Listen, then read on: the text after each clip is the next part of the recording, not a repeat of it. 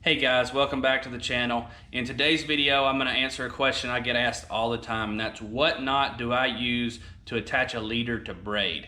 And that's simple. That's one answer. That's the Alberto knot. I use that on spinning reels. I also use that on bait casters when I'm attaching a 20 or 25 pound fluorocarbon leader to a 65 pound braid or something like that for flipping and pitching. I'm going to break this knot down step by step using some paracord so you can see it, and then I'm going to show you what it looks like when you attach a 15-pound braid to an 8-pound leader, which is a combination that I use a lot on spinning rods. And you'll be able to see just how small this knot really is and why it's the knot of choice for me. Alright guys, I got my paracord right here, and for this video the black is going to represent the fluorocarbon, the orange is going to represent the braid, and I'm just going to show you step by step here what I do. So step number one right here is obviously going to be make a loop. Then you're going to thread your braided line up through that loop and pull off a fair amount for a tag. From that point you're going to reach down and pinch your two lines together to kind of hold the fluorocarbon and the braid together. And then you're just going to start wrapping. And you want to wrap your way down. And for this, I wrapped 6 times. And for this, it's really important to keep track of how many wraps you do going down, because you want to do the same number of wraps going back. If you don't, then the knot's not going to be right and it's going to fail.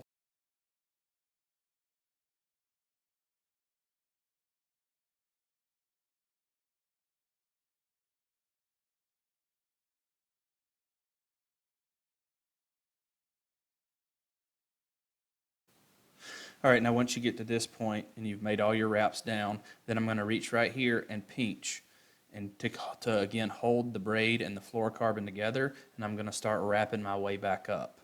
And for this, again, it's the same number of wraps back up, and I want the wraps to be in between the wraps on the way down. So you can kind of see here in just a second how the wraps will all kind of fall in line together. So this is what you want your knot to look like. You got your wraps down and your wraps back up, and they're kind of laid in between each other. So this next step right here is really important. As you can see, I ran my braid through from the bottom up through the fluorocarbon loop, and I want to be sure I take my tag and run it back through the same direction. So you got both lines going the same direction, which you can see right here. And this is important because this is going to allow the knot to pull down correctly. So from here, all that's left is to cinch it down. And you see here, I'm just pulling from both directions and cinching that knot down. It's really important to wet it when it's fishing line. It's going to make the knot slide down a little better. This paracord didn't want to slide that well, but you can see the knots just coming together, tightening up, and it turns into a really streamlined knot here. And this is great, like I said, for going through the guides of spinning rods and things like that. It's a really small diameter knot, and it's really sleek, so it doesn't get, you don't get any interference with it going through the guides.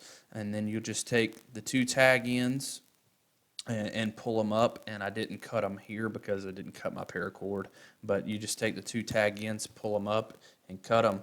And when I'm cutting the braid, I leave a little bit of tag on the braid just in case it decides it wants to slip a little.